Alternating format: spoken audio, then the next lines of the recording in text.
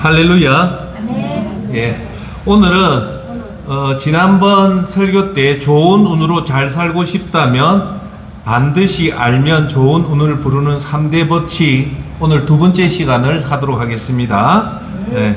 오늘 지난번에 첫째, 그리스도인이 왜 운이 필요한가에 대해서 설명했고, 둘째, 좋은 운을 오기 위한 3대 법칙을 지난주에 얘기했습니다. 그게 뭡니까? 따라합시다. 제복이.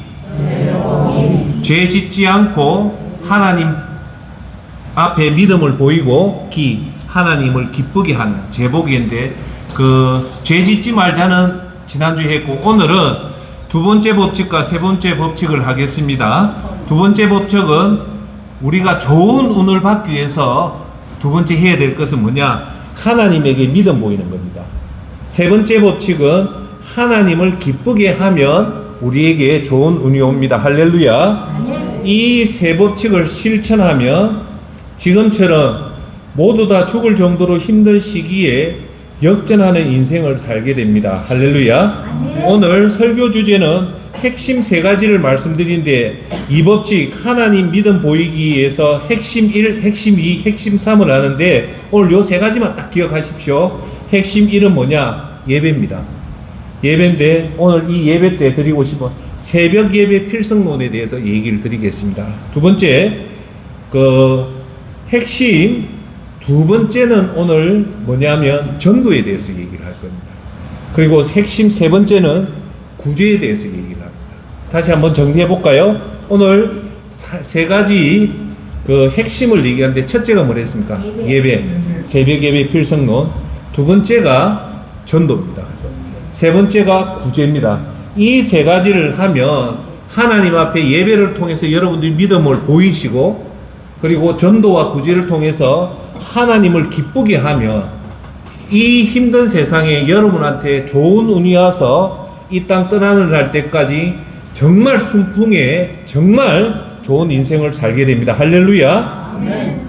자, 오늘 먼저 들어가기 전에 간단하게 좀 우리가 지금 살고 있는 이 세상이 어떤 세상인가에 대해서 조금 말씀드리고 하도록 하겠습니다. 주로 얘기하는 게 100세 시대 얘기를 합니다.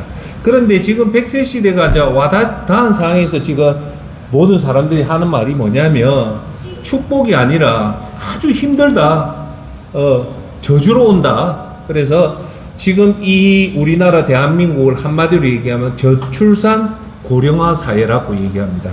간단하게 얘기할게요.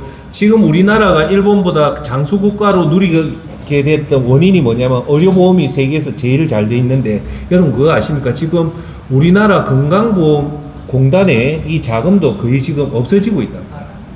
거의 바닥나고 있대요. 두 번째는 뭐냐? 국민연금도 지금 우리나라 고령화 사회에서 전부 다 하는 게 이 국민연금인데, 이것도 곧 있으면 한 2050년 되면 연금 재원도 고갈된다고 합니다. 거기다가 지금 1인 가구가 엄청 많이 늘었죠. 그렇죠? 혼자 사는 1인 가구에서 지금 나타나는 현상 중에 지금 많이 얘기하는 게 뭐냐? 고독사입니다.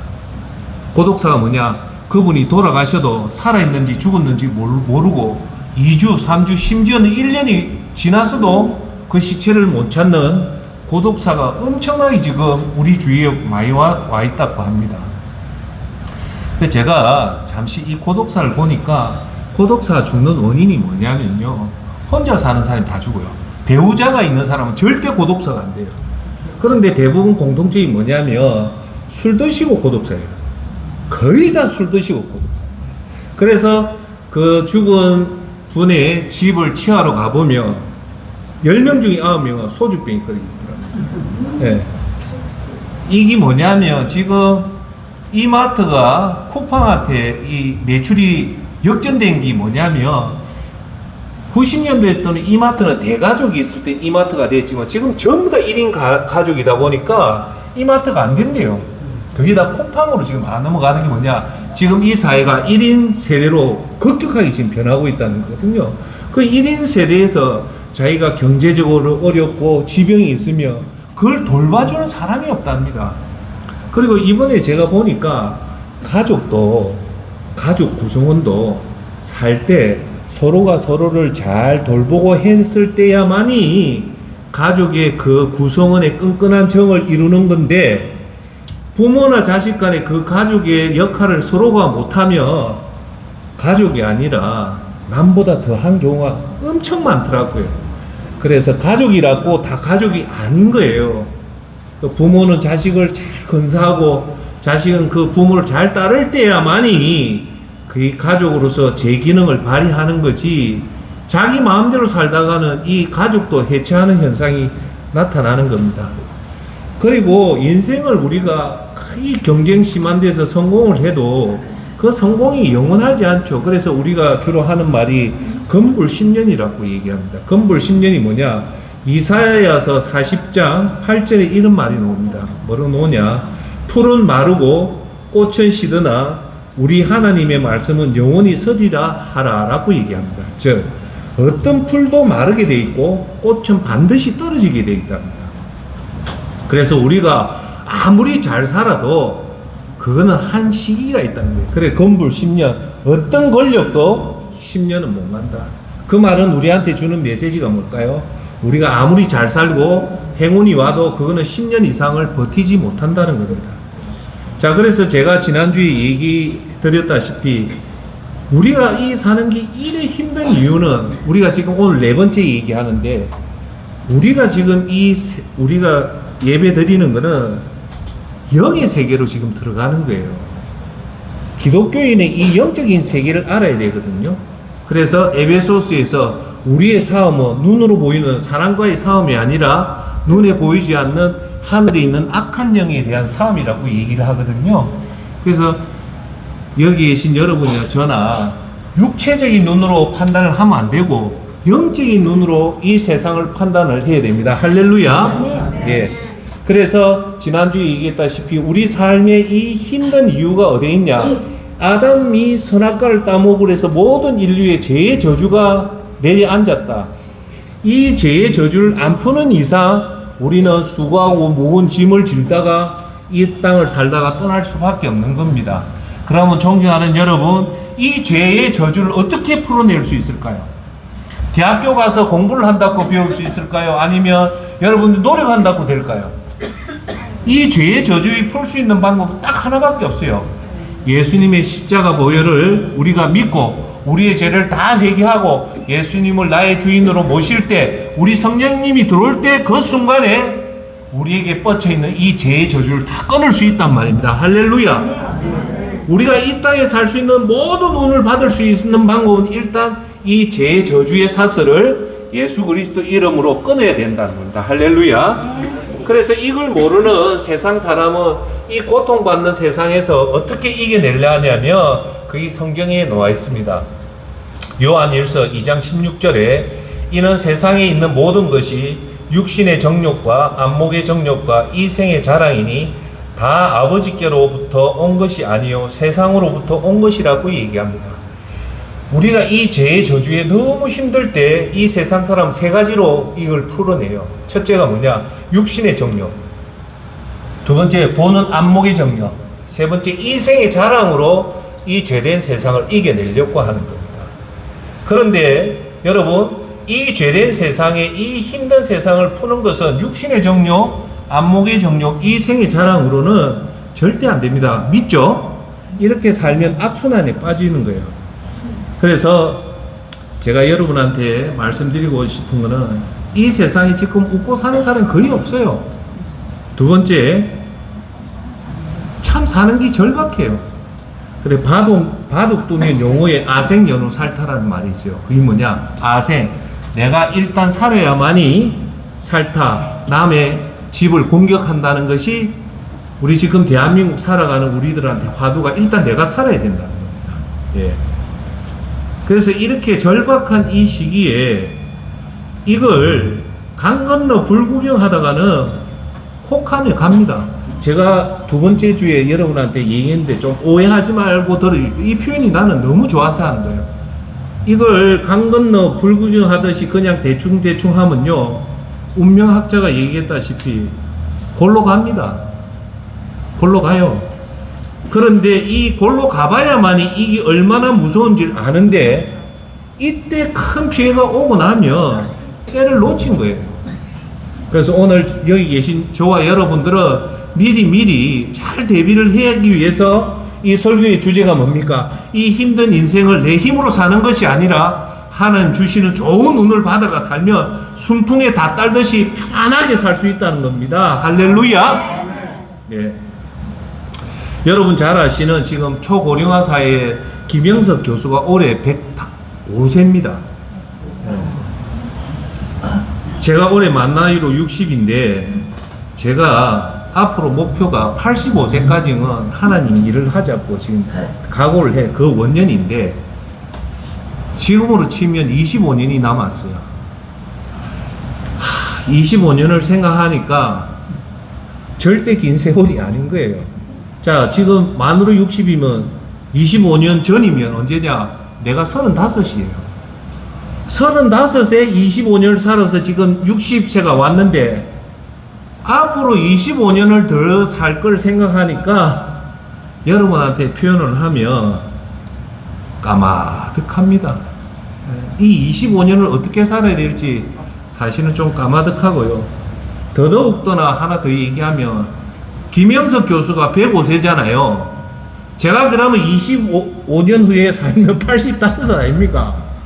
85세 김영석 교수처럼 105세를 산다면 또다시 20년을 더 살아야 되는 거예요. 도합 45년을 살아야지 김영석 교수의 나이가 된다.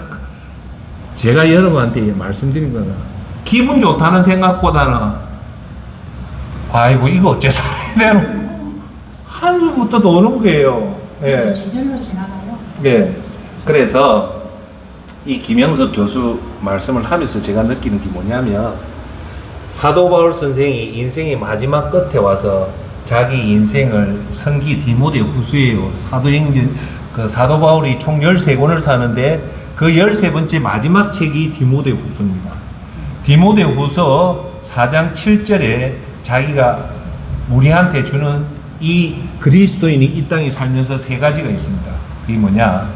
나는 선한 싸움을 싸우고, 첫째 뭐요? 선한 싸움을 싸웠다는 거예요. 둘째, 달려갈 길을 마치고, 셋째, 믿음을 지켰다고 얘기하거든요. 그래서 제가 1차 85세까지 내가 선한 싸움을 싸우고 85세까지 안 아프고 달려갈 길을 다 달려가고 앞으로 25년 후에 이 믿음을 지킬 수 있겠느냐라고 질문을 해보면 그래, 난 할 수 있다. 자신의 찬을 말을 못하겠어요. 그만치 힘들다는 거예요. 그래서 저는 여러분한테, 제한테 하는 게 정신 차리고 눈에 힘주고 살아도 될까 말까한 세상이다. 그렇게 생각합니다. 그래서 우리한테 이렇게 절박한 이 고령화 사회에 정말 힘든 사회에서 선택은 하나밖에 없습니다. 그 선택이 절박해요. 그 선택이 뭘까요? 내 힘으로 불가능하기 때문에 이 절박한 시대의 대안은요, 뭘까요? 한번 대답해 볼까요? 이 절박한 시대에 우리가 이 삶을 헤쳐나갈 수 있는 대안은요,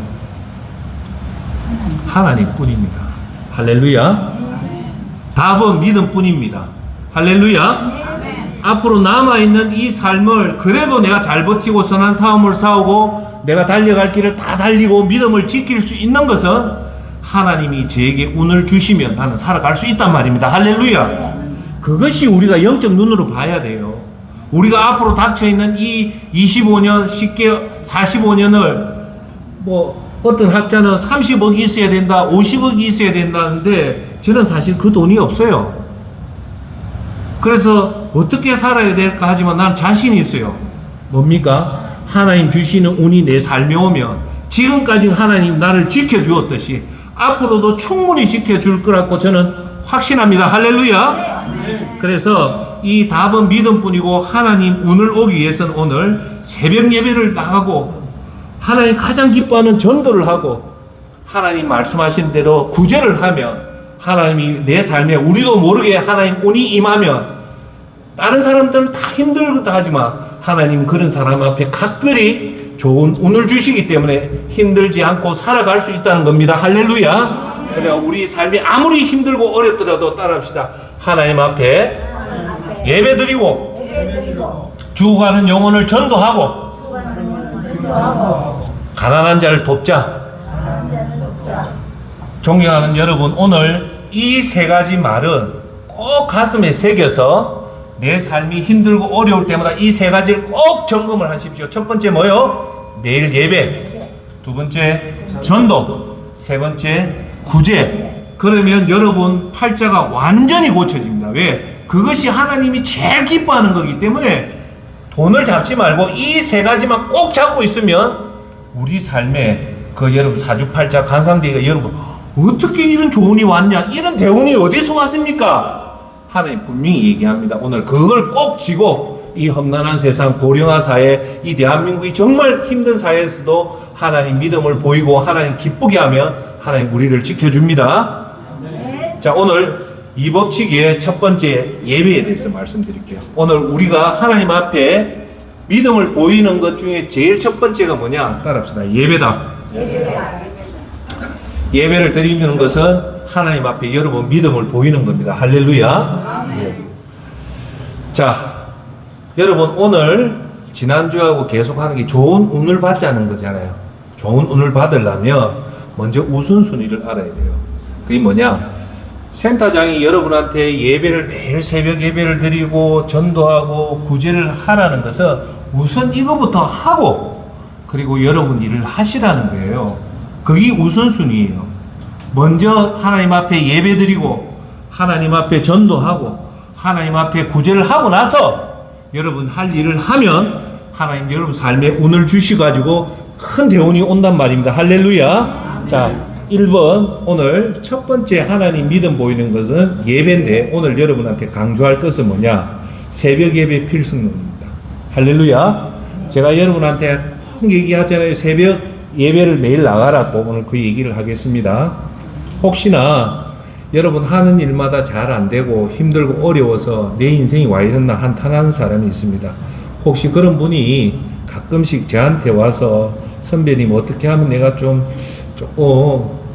잘 좀 살 수 있겠습니까? 라고 물어보면 저는 서스럼없이 꼭 한 가지를 보내드립니다. 그게 뭐냐? 새벽에 예배당 가서 예배드리라고 얘기합니다. 저는 이 말씀만큼 꼭 합니다. 너가 새벽에 일어나서 예배당 가서 예배드리는 걸 하루 이틀이 아니고 6개월만 해라. 그래서 그래도 안 풀리면 내가 책임진다고 얘기합니다. 할렐루야. 그런데 왜 우리가 새벽 예배를 안 갈까요?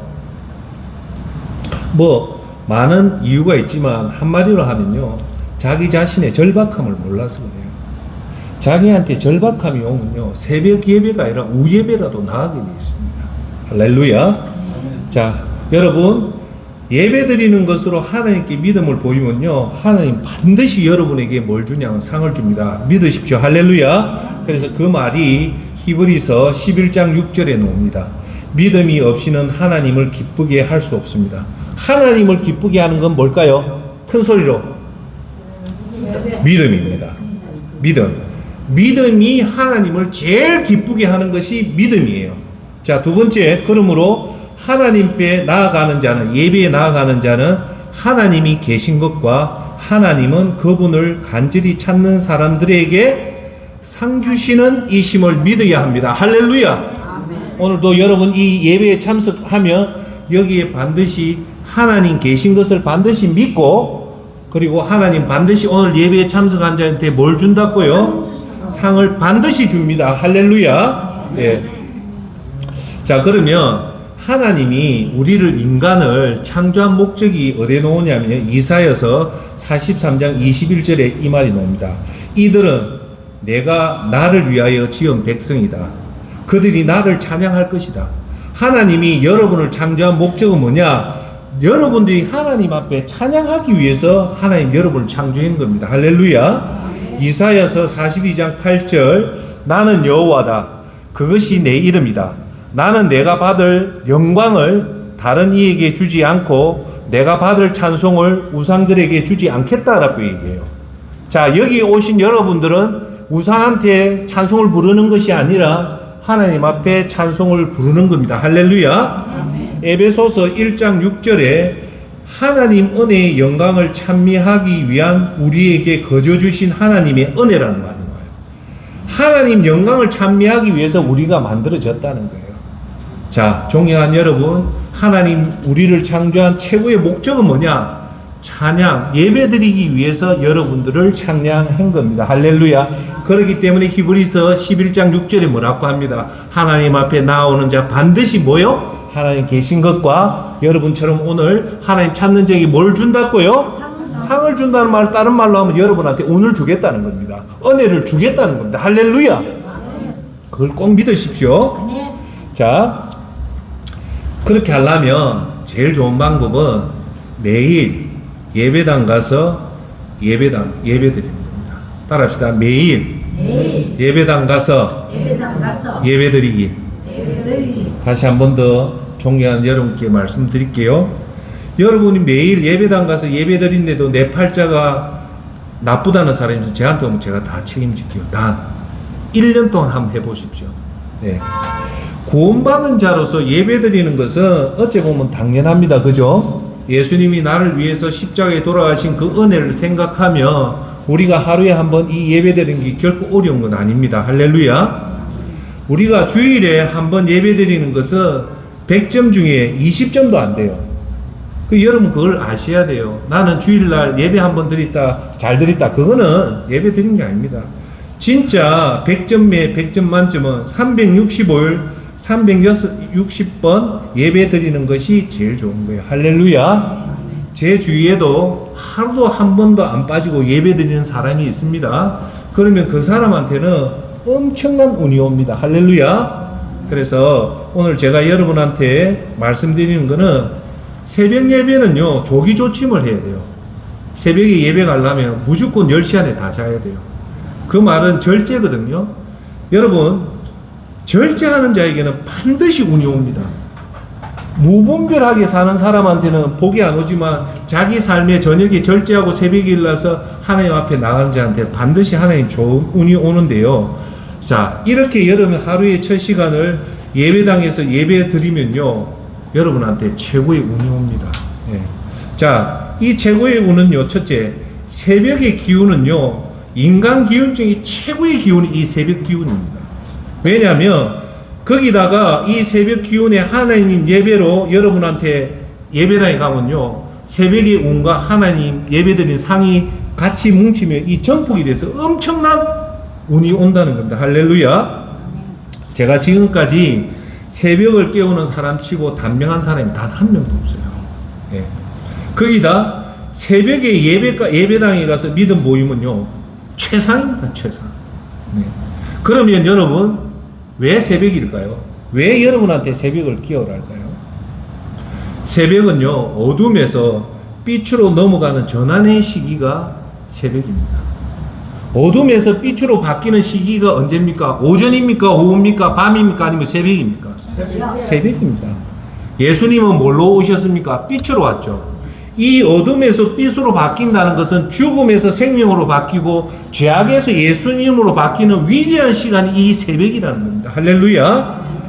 그래서 사물이 깨어난 시간에 일어나서 이 새벽 기운을 받고 예배당 가서 예배를 드리면 최고의 운이, 두 가지 운이 여러분한테 온다는 겁니다. 할렐루야. 지금까지 제가 간단하게 성경의 새벽에 대해서 그 얘기를 할게요. 창세기 19장 27절에 보면요, 아브라함이 이삭을 번제단에 드리기 위해서 첫날 출발하는 날이 언제냐? 새벽입니다. 두 번째, 야곱이요, 납복강 가루에서 천사고 씨름했던 그 때가 언제냐면 그때가 새벽입니다. 창세기 32장이 나옵니다. 세 번째, 출애굽했던 애국 군대를 불과 구름 기둥으로 어지럽게 해가지고 갈 때, 그때가 언제냐? 그것도 새벽입니다. 다섯 번째, 모세가 시내산에 돌판을 가지고 올라가는 그때가 언제냐면 새벽입니다. 그게 출애굽기 34장 4절에 나옵니다. 모세가 돌판 둘을 처음 것과 같이 깎아 만들고 아침에 일찍 일어나서 여호와의 명령하신 대로 돌판 둘을 손에 들고 시내산에 올라가니라고 나옵니다. 자, 여섯 번째, 여호수아서에 보면요, 여리고성을 무너뜨리는 그 마지막 날 여섯 번째도요, 새벽입니다. 6장 15절, 일곱째 날 새벽에 그들이 일찍 일어나서 전에 그 방식대로 성을 7번 도니 그날만은 성을 7번 돌았더라고 얘기하면서 돌고 나서 여리고성이 무너진 날도 새벽입니다. 그리고 7번째, 이스라엘이 이제 젖과 꿀이 흐르는 요단강을 건너서 가나안 땅에 들어가는 그 요단강도 새벽에 일어나서 요단강을 도하게 됩니다. 끝으로 예수님도 새벽에 일어나서 새벽 미명에 일어나서 기도를 했다는 겁니다. 할렐루야. 그렇듯이 성경 곳곳에 이 새벽의 힘을 강조를 하고 있어요. 모든 좋은 일은 언제 일어난다? 새벽에 일어난다. 그래서 존경하는 여러분, 오늘 유튜브 보신 여러분들이 아무리 큰 문제라고 해서 내가 정말 이걸 감당 못하는 그런 문제가 있더라도 여러분들이 매일 새벽에 일어나서 예배당 가서 예배 드리면요, 어제 그 무거웠던 말이 다 사라지고 그 속에 뭐가 생기냐? 자신감이 생기고요, 할 수 있다는 그런 마음이 들게 됩니다. 그래서 여러분, 새벽에 일어나면요, 따라합시다. 첫 번째, 자신감이 생긴다. 자신감이 생긴다. 그래서 여러분들 어떤 문제도 밤에 그 힘든 것도 빨리 주무시고 새벽에 일어나 나가면요, 어제 그 무거웠던 마음이 싹 달아나고 힘이 생깁니다. 할렐루야. 반면에요, 좀 잘 들어주십시오. 어떤 작은 문제라도요, 그 사람이 밤에 술 드시고 아침 늦게 일어나고 해가 중천이 있는데 일어나면요, 그 작은 문제도 더 큰 문제로 벌어지는 거예요. 할렐루야. 그래서 우리는 아무리 큰 문제라도 새벽에 일어나서 하나님 앞에 예배드리며 그 문제를 하나님 반드시 좋은 운을 주셔서 여러분도 알게 모르게 그 운이 여러분 문제를 해결해 주는 겁니다. 할렐루야. 예. 자, 오늘 요하고 두 번째는 이제 전도에 대해서 조금 얘기를 할게요. 우리가 하나님 운을 받으려면 첫 번째 뭐 해라고 했습니까? 예배. 특히 새벽에 일찍 일어나서 예배를 드리십시오. 제가 새벽 예배를 하면서 꼭 여러분한테 드리는 말씀이 딱 하나잖아요. 그게 뭐냐면 제 간증인데 쭉 이해해 주시고 들어주십시오. 제가 새벽 예배를 40대부터 새벽 예배를 다녔어요. 근데 대기업에 40대 다니니까 저는 도저히 내 처하고 내 자식을 먹여 살릴 자신이 없더라고요. 정말 회사 다니면서도 도저히 할 방법이 없는데 그때 생각한 게, 그래, 내가 왜 자신이 없냐, 내가 능력이 없는 걸 알겠더라고요. 그래서 능력이 없는데 그러면 어떻게 자식을 키워야 되고 가정을 건설해야 되는데, 그때 내가 내 자신한테 한 약속이 있어요. 네 실력이 없어서 못한 건 난 이해한다. 하지만 네가 진짜 한 아내의 남편이고 네가 두 자녀의 아버지라면 새벽은 일어날 수 있지 않냐. 그래서 너 새벽에 일어나서 매일 네가 정말 절박하면 하나님 앞에 새벽에 예배드리라. 그랬는데도 불구하고 네 삶이 안 된다면 나는 내 자신을 용서하겠다라고 해서 그때부터 새벽 예배를 나갔던 이유는 뭐냐? 절박해서 그렇습니다. 정말 저는 절박했어요. 잡을 것은 하나님밖에 없었어요. 그때가 제 기억으로 아마 1999년도 99년하고 2000년도, 그때부터 지금까지 거의 25년 동안 새벽 기도를 다니면서 하나님 저한테 어떤 대운을 주셨냐면, 지금까지 큰 풍파 없이 내 가정이 잘 왔고 우리 아들 딸 두 명이 그런 대로 잘 커왔습니다. 그래서 저는 지금까지 이렇게 온 것은 제가 똑똑하고 제가 능력 있고 제가 잘난 것이 아니라 오직 하나님 손을 꼭 붙잡고 히브리서 11장 6절 그 말씀만 붙잡고 갔어요. 하나님 앞에 나아가는 자 반드시 그가 계신 것과 그를 찾는 자에게 상 주시는 이심을 믿고 나갔더만 하나님이 너무도 신명막적한 방법으로 저를 다 해결해 주시더라고요. 할렐루야. 그래서 저는 여러분한테 꼭 드리고 싶습니다. 오늘 내 삶이 왜 자꾸 이렇게 기근이 들고 힘든 일이 들고 어려운 일이 있으면 제 한번 보십시오. 꼭 하나 기억하십시오. 일찍 주무시고 아침 새벽 일찍 일어나서 예배당 가서 예배를 1년만 한번 드려보십시오. 그러면 여러분의 모든 문제가 다 풀릴 것이라고 저는 확신합니다. 할렐루야. 그러다 보니까 저는 40대에 하나님 은혜 받고 하니까 지금도 앞으로 남아있는 아까 말한 김영석 교수같이 45년을 더 살아야 되고 앞으로 85세까지 20년을 더 살아가야 돼. 살아갈 돈은 없는 게 빤히 보이는데 그래도 자신 있어요. 뭐냐? 하나님 운만 오면 됩니다. 할렐루야. 그 하나님 쉽고 빠짝한 방법으로 해결해 주시더라고. 할렐루야. 그래서 신명기에 뭐라고 합니까? 우리 오늘도 기억합시다. 사람은 떡으로 사는 것이 아니라 하나님 입으로 놓는 모든 말씀으로 사는 것이다. 할렐루야. 이게 뭘까요? 우리 먹는 것이 필요하지 않다는 소리가 아니고 이걸 해결하기 위해서는 하나님 말씀대로 살면 오늘도 하나님 일용할 양식을 주시고 우리가 어디로 가야 될지 무엇을 해야 될지 그 길을 밝혀주시고 어떤 걸 해야 된다는 것을 하나님 말씀을 통해서 다 알려줍니다. 할렐루야. 만세! 꼭 믿으십시오. 하나님 말씀을 믿고 하나님 말씀을 딱 잡고 가면 하나님 우리 길을 인도해 주십니다. 할렐루야. 자, 오늘 두 번째 얘기는 전도입니다.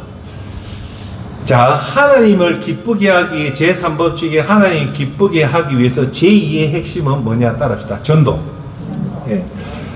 우리가 하나님 운을 받기 위해서 여러분 하나님 운을 받기 위해서 제일 좋은 게 뭐냐면 사람을 살리면 돼요.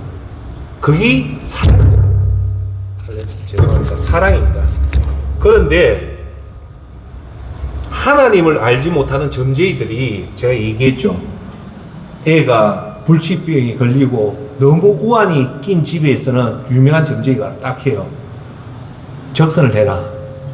몰래 가서 어려운 집에 살 갖다 주고 하면 그 저주가 풀린다고 하는데 이분이 모르는 게 있어요. 여러분 사람 운명 중에서 제일 대운이 오게 하는 방법 지금부터 가르쳐 드릴게요. 점쟁이는 이걸 몰라요.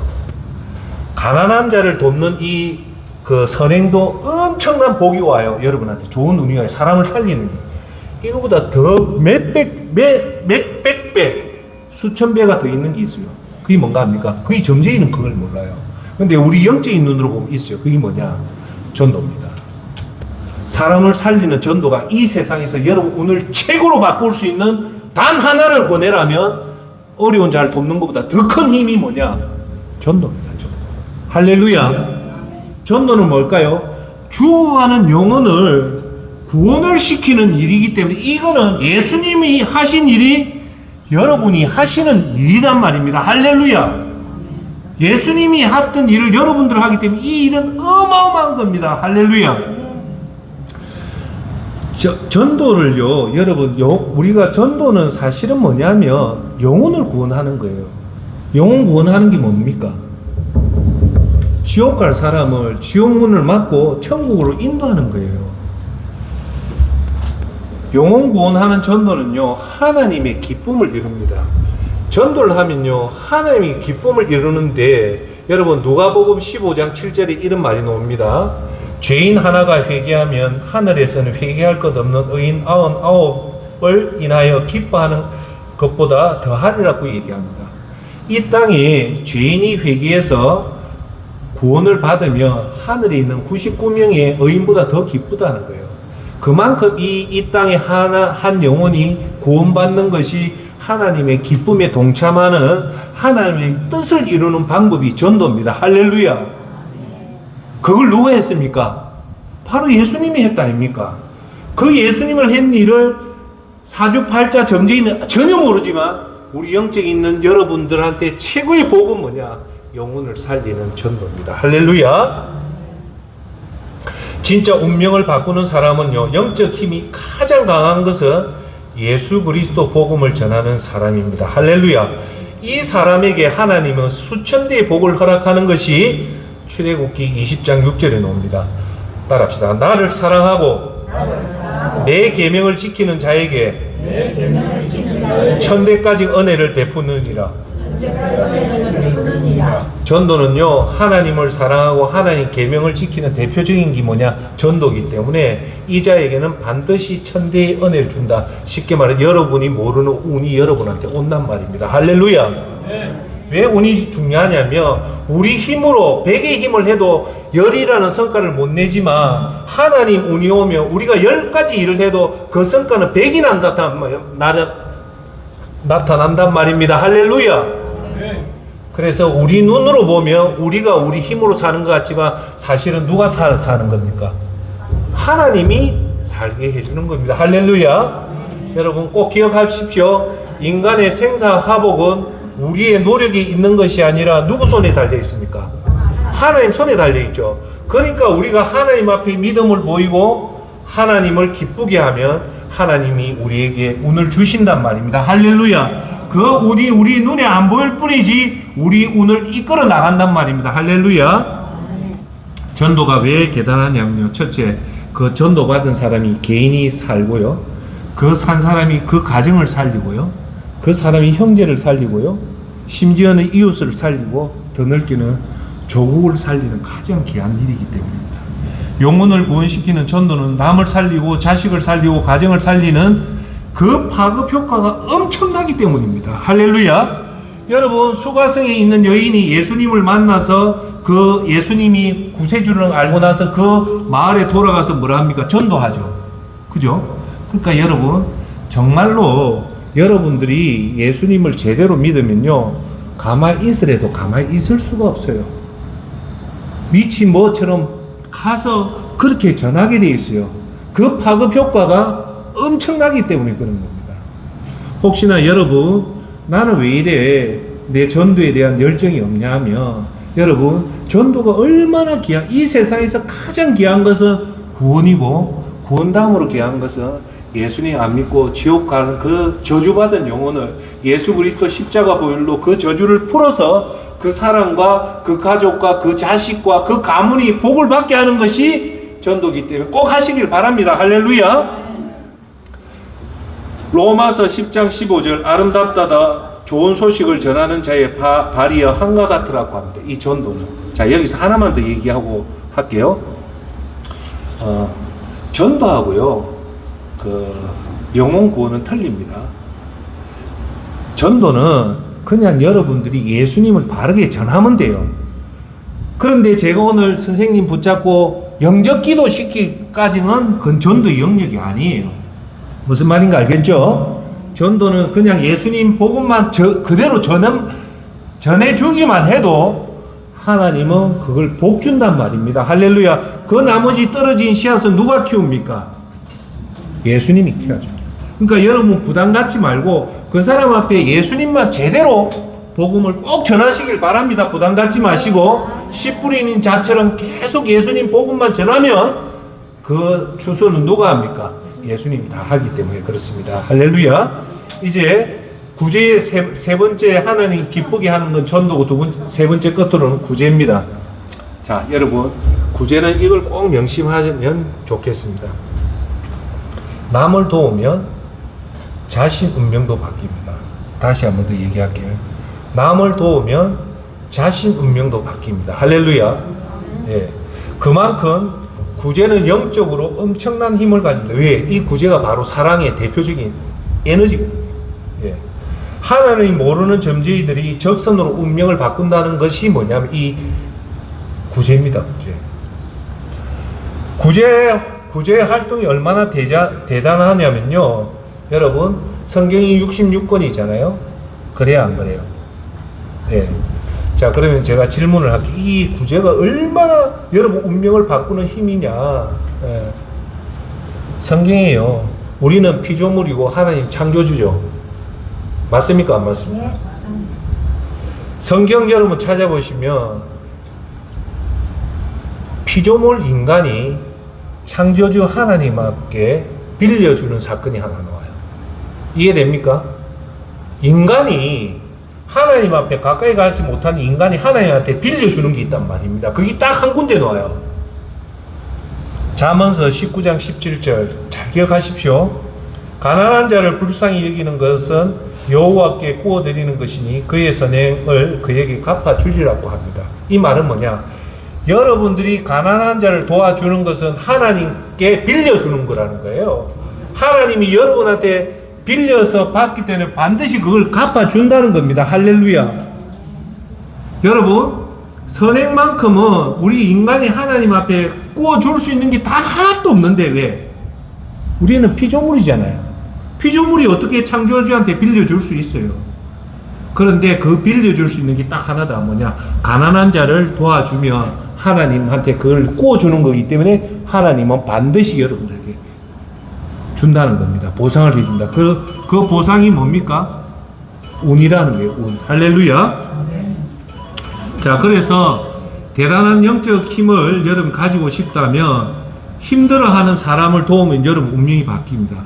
확실하게 하는 방법은 은밀하게 자신을 드러내지 않는 방법입니다. 그래서 구제는 단순히 어려운 사람을 돕는 행위에 그치지 않고 하나님께 드리는 영적 헌신입니다. 할렐루야. 아멘. 자, 그러면 이런 말 합니다. 우리가 오해할 것은 뭐냐면, 센터장님, 저는 가난하기 때문에 가난한 자를 도울 것이 없다라고 얘기하는 분도 있어요.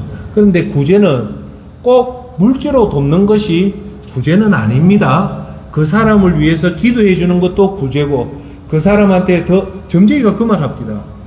그 사람 운명을 바꿀 수 있는 것들 중에 하나가 뭐냐면 사람을 위로해 주고 격려하는 게 그래 좋대요. 예. 그래서 여러분들이 비록 내가 가진 것 없더라도 전화상으로 그 사람한테 위로해 주고 격려해 주고 기도해 주는 것도 선행의 큰 중요한 겁니다. 할렐루야. 예. 자, 그래서 구제는 여러분 야고보서 2장 13절에 뭐가 놓아 있냐면 이 말이 놓아 있어요. 여러분 잘 모르지만 제가 얘기할게요. 하나님, 제가 질문할게요.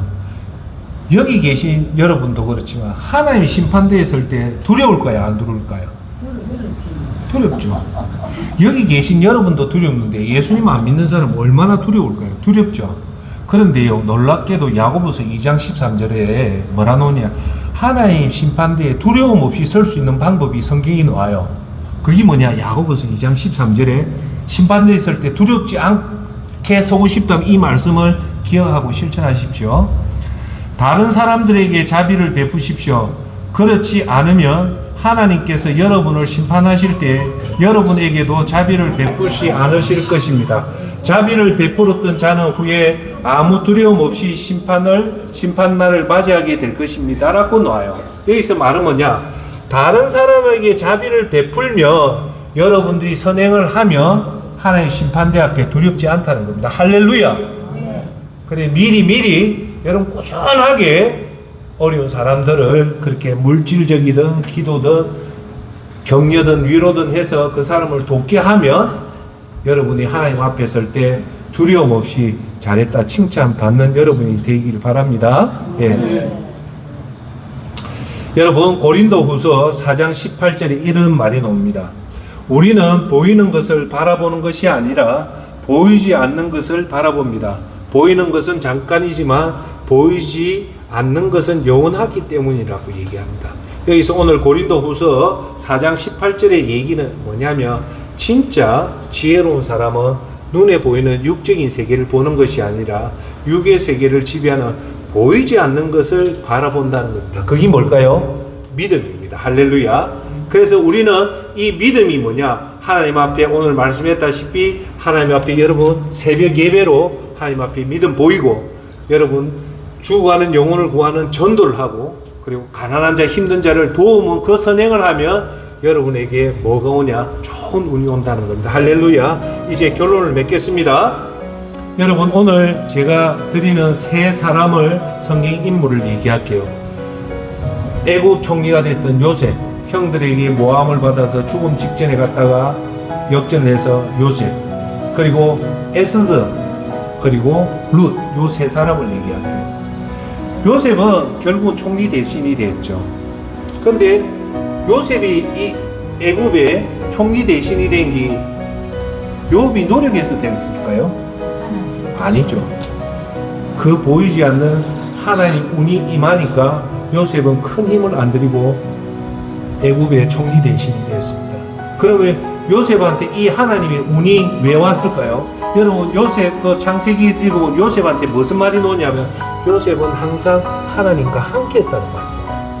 하나님과 함께 했다는 것이 뭘까요? 하나님 앞에 믿음을 보였고 하나님은 기쁜 일을 하니까 아무 볼 것 없는 요셉이 전 세계에 가장 좋은 운을 타서 애국 총리가 된 겁니다. 여러분 에스더서는 뭘까요? 하만이 가장 힘 있는 하만이 이스라엘 민족을 하루아침에 몰살시키는 사건이 벌어져요. 하만이 다 죽일라 했죠. 그런데 하루아침에 이 전세가 역전됩니다.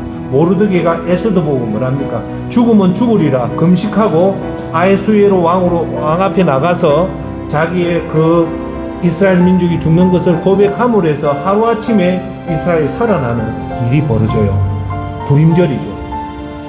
여러분, 에스더에 놓는 이스라엘 민족이 적의 힘으로 그 막강한 하만의 세력을 물려쳤을까요? 아닙니다. 이스라엘 민족은 한 건 하나님 앞에 금식하고 기도한 것밖에 없어요. 그 나머지 그 역사는 누가 이루어집니까? 하나님이 하신 겁니다. 즉 하나님이 운이 그 이스라엘 민족에 임하니까 하만의 위대한 권력도 하루아침에 없어지고 이스라엘이 다시 살아나는 기적의 역사가 일어납니다. 에스더서에 노는 그 물 밑에 흐르는 것도 하나님 운이 임하니까 이스라엘 민족이 역전합니다. 이제 세 번째 마지막, 예수님 족보 중에 이방인이 예수님 족보의 할머니가 된 사람이 룻입니다.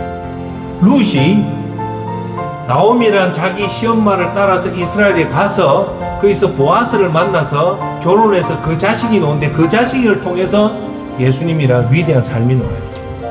롯이 자기가 노력해서 예수님의 조상이 되는 롯이 됐을까요? 아니죠.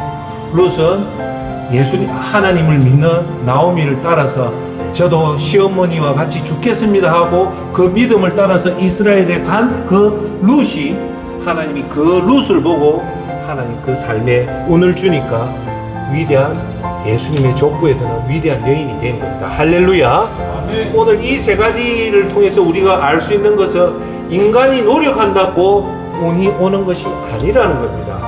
우리가 하나님 앞에 제1법칙 제복이 죄를 거부하고 하나님 앞에 믿음을 보이고 하나님을 기쁘게 하면, 즉 여러분이 매일마다 하나님 앞에 예배를 드리고 그리고 하나님을 기쁘게 하는 죽어가는 그 영혼들을 살려내고 그리고 어려운 사람을 돕는 그 선행을 하면 여러분들이 내 학력이 보잘것없고 내 경력이 보잘것없고 내 집안에 재산이 없고 내 집안이 아무것도 없고 부모의 도움 없더라도 우리 인생이 역전이 되고 영원히 하나님 운이 임해 평생을 좋은 운으로 살게 됩니다. 할렐루야.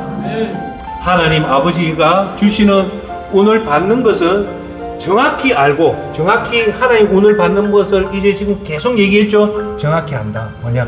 죄를 미워하고 하나님 앞에 매일 예배드리고 하나님을 기쁘게 하는 전도를 하고 하나님께 구제를 하면 반드시 여러분한테 100% 하나님 운이 오게 됩니다. 할렐루야. 그러면 영원히 팔자를 고치고 여러분이 부모 역할을 다 하고 이렇게 좋은 하나님이 주시는 좋은 운이 오면 인생의 순풍이 맞아 살게 되고 끝으로 여러분들이 할렐루야 하면서 천국 입성에 성공하게 되는 겁니다. 할렐루야. 이제 다음 시간에는 이렇게 여러분들이 하나님 앞에 죄를 거부하고 예배를 잘 드리고 전도를 잘하고 그리고 하나님 앞에 가난한 자를 잘 도우면 여러분 신분의 4가지 신분의 변화가 오고 하나님이 여러분한테 주는 유일한 6가지 특권을 줍니다. 할렐루야. 그걸 다음 주에 여러분한테 꼭 설명하겠습니다. 오늘 다 그것을 기억하고 하나님 운을 받는 저와 여러분이 되기를 예수 그리스도 이름으로 축원합니다.